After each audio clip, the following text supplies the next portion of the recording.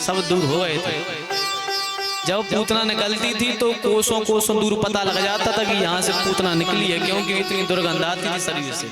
लेकिन जब जली उसके शरीर से दुर्गंध नहीं, अपितु ऐसी सुगंध आई जैसे कि यज्ञ में से आहुतियां दे करके जो धुआं से सुगंध आती, ऐसी आहुति जैसी आ रही थी। परीक्षित कहते हैं महाराज ये कैसे हो गया?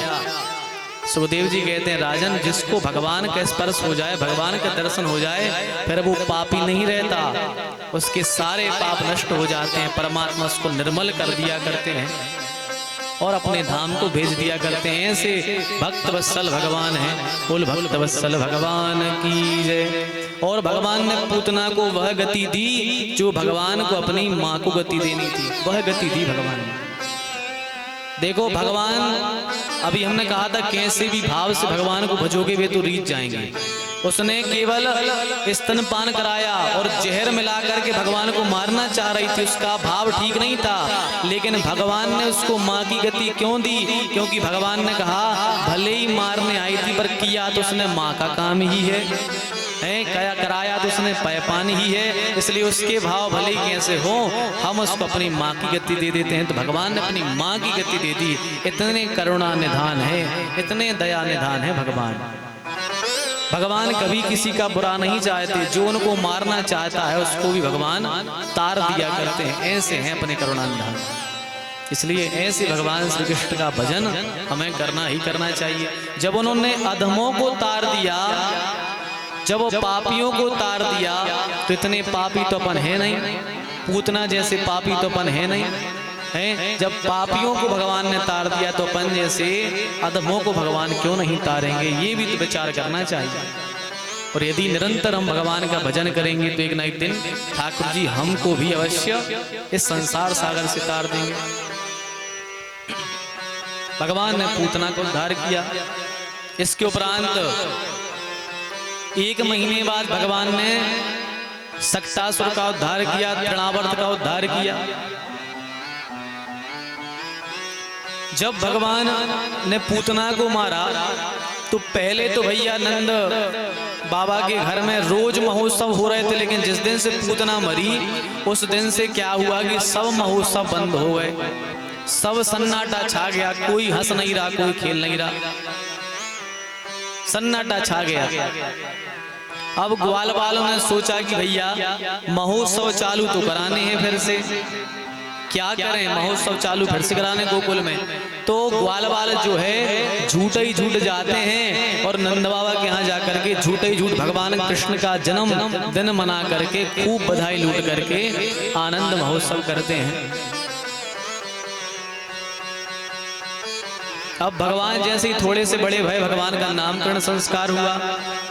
बड़े भैया का नाम बलराम रख दिया और छोटे का भगवान का वसुदेव के पुत्र के कारण वासुदेव रख दिया। भगवान का नामकरण हो गया। इसके उपरांत भगवान अब जो है थोड़े बड़े भय तो भगवान ने एक विद्यालय खोली।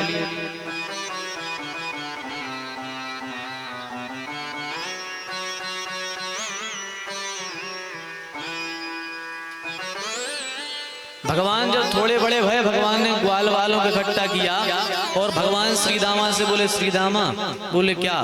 बोले हम सोच रहे हैं कि एक विद्यालय खोल ले।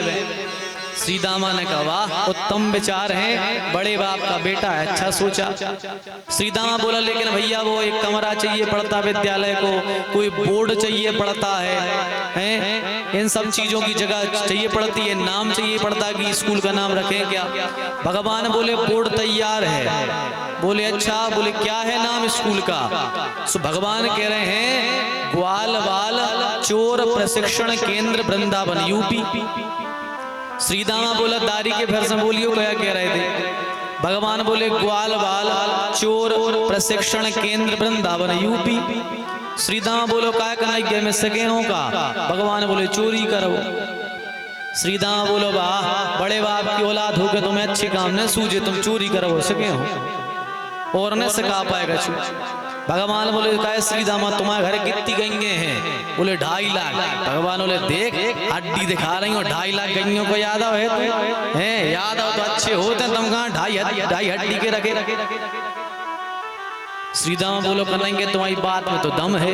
भगवान बोले हम कौन ऐसी बात करते नहीं है जिनमें दम नहीं हुई। बोले भगवान बोले अपन मेहनत करें, अपन दूध लगाएं, दही बनाएं, घी बनाएं, अपन करें मेहनत और दही दूध खाएं कंस की लाल हैं, मेहनत करें ग्वाल वाल, दूध दही खाएं कंस की लाल।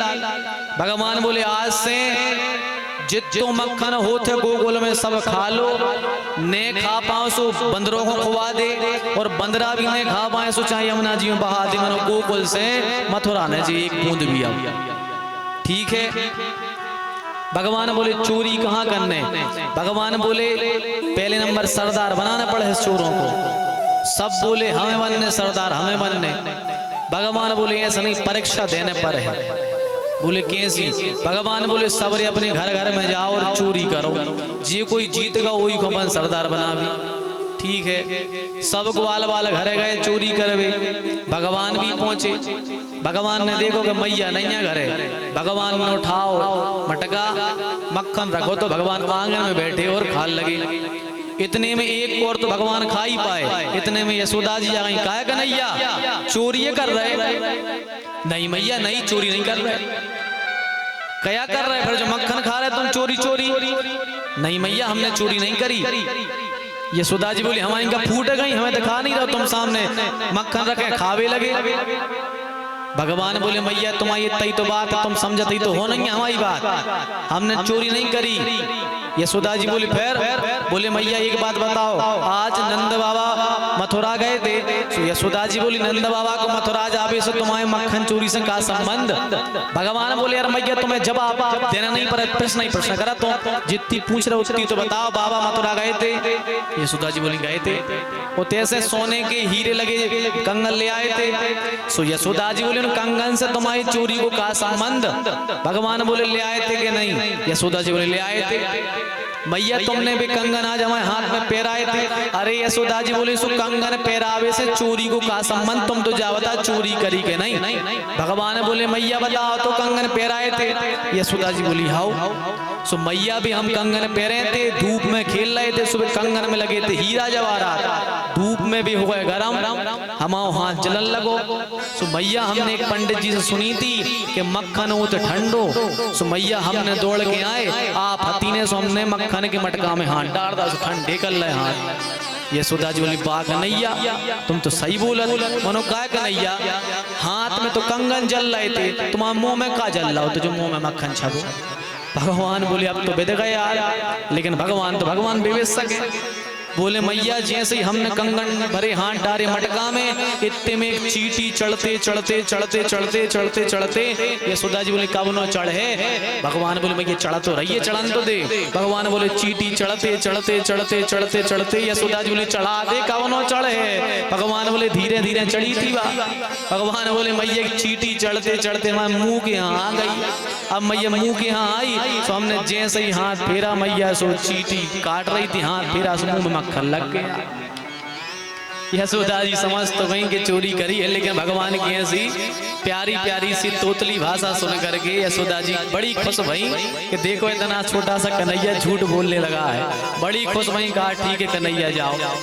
अब भगवान लौट के आए ग्वाल वालों के पास, सबसे पूछी कौन भैया बताओ कौन चोरी में पास हुआ? श्रीधामा बोलो मम्मी ने जी दे 2 लठा, एक बोलो गाल सूझ गो जी 5 उछले तुम्हारो। भगवान बोले मतलब हम ही मैया को चूना लगाया है, मतलब अब हम संसार में सबको चूना लगा सकता, अब मैया ही नहीं पकड़ पाई तो अब को पकड़ पे हमें? बोले हम ही बने सरदार। भगवान सरदार बन गए चोरों के। बोले चोरी कहाँ करने? भगवान बोले चोरी हुई है प्रभावती के घर है।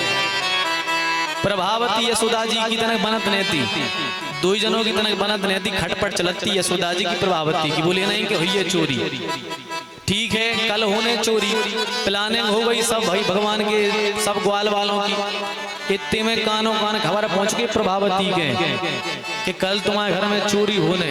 अब बात तो चिड़ी ही बैठी थी प्रभावती, कहे कन्हैया की तारीफ यशोदा जी खूब करती, मेरा कन्हैया ऐसा मेरा वैसा ये वो खूब तारीफ। प्रभावती के लगी आन देखल पूरी यशोदा की जितनी नागवारी बनत है पूरी बते हैं, दोनों को मोड़ा भाड़े आई करत घूमत है। आन देखल प्रभावती ने कहा करो 4 सखियों को 4 ही दरवाजों में 4 ही कोनों में खड़ो करा दो आंधी कन्हैया को। दूसरा दिन हुआ, श्रीदामा बोलो कन्हैया चोरी कैंसल। बोले काहे? बोले प्रभावती ने सेना खड़ी कर ली पकड़वे के लाने। भगवान बोले तहीं से डरा गए, अरे ये से चलो होते क्यों थे देख चलो तो पहले पहुंचे। अच्छा प्रभावती ने आज क्या करोगे? ऊंचो सीको बांध दो ऊंचो। भगवान बोले काहे जो तू ऊंचो बंदो कैसे?